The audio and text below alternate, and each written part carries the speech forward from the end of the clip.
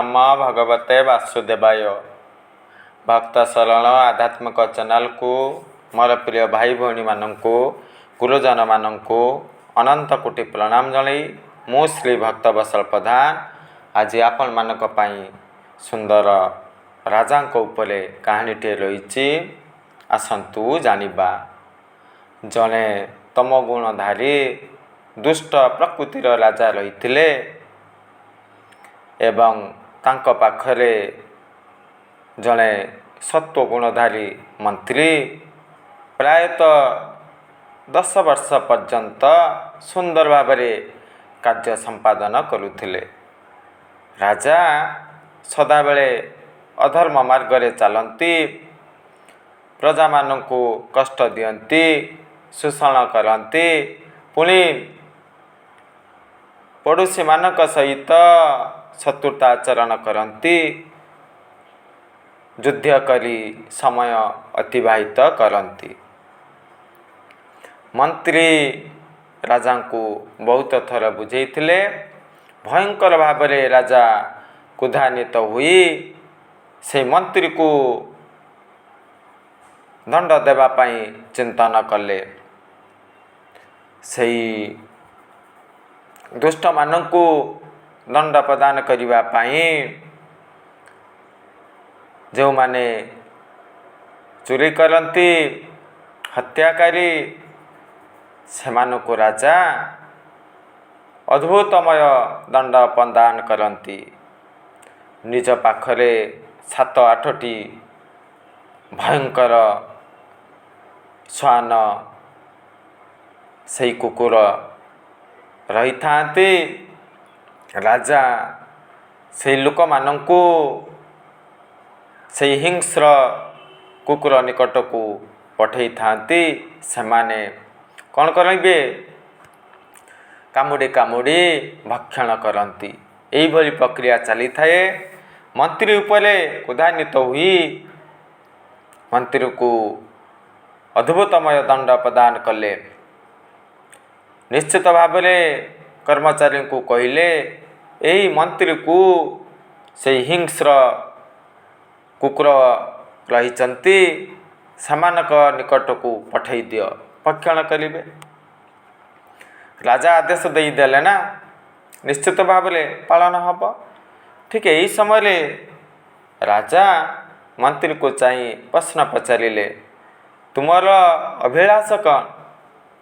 प्रकाश करंतु। मंत्री सुंदर भाव में कही परम ज्ञानी रही, हे महात्मा, निश्चित भाव में आपणकर आदेश अनुसार कार्य संपादन हेब, किंतु मते मात्र 10 दिन समय दियंतु। राजा राजी हुई गले।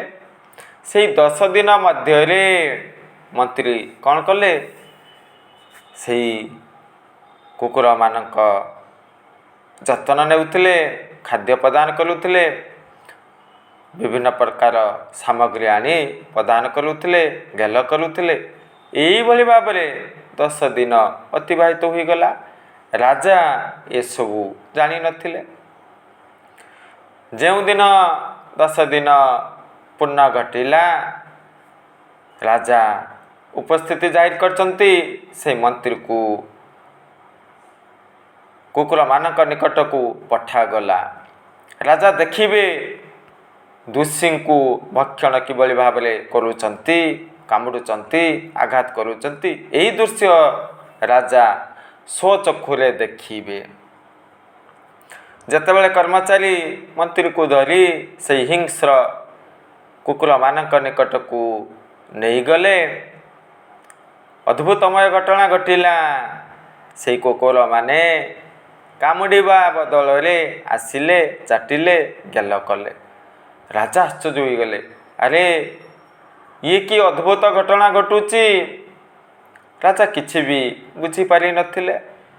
तापरे कौन करिवे? मंत्री को से कुकुर निकटरू बाहर करागला।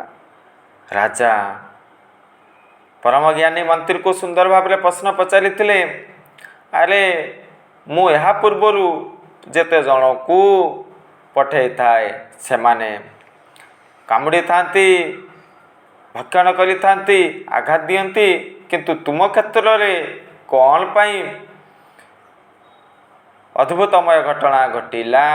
ଏପରି ଘଟିଲା ନାହିଁ କ'ଣ ପାଇଁ? ମନ୍ତ୍ରୀ ସୁନ୍ଦର ଭାବରେ କହିଥିଲେ, ହେ ରାଜନ, ଆପଣଙ୍କ ଠାରୁ ମୁଁ 10 ଦିନ ସମୟ ମାଗିଥିଲି ନା? ରାଜା କହିଲେ, ହଁ। ଏଇ 10 ଦିନ ମଧ୍ୟରେ ମୁଁ ଏଇ କୁକୁରମାନଙ୍କର ସେବା କଲି, ଖାଦ୍ୟ ପ୍ରଦାନ କଲି, ଗେଲ କଲି, ତାଙ୍କ ନିକଟକୁ ଗଲି, ଯାହାଫଳରେ ସେମାନେ ମୋତେ ଭଲ ପାଇଲେ, ମୋର ବଶୀଭୂତ ହୋଇଗଲେ। କିନ୍ତୁ ଆଶ୍ଚର୍ଯ୍ୟ ଲାଗିଲା, ମୁଁ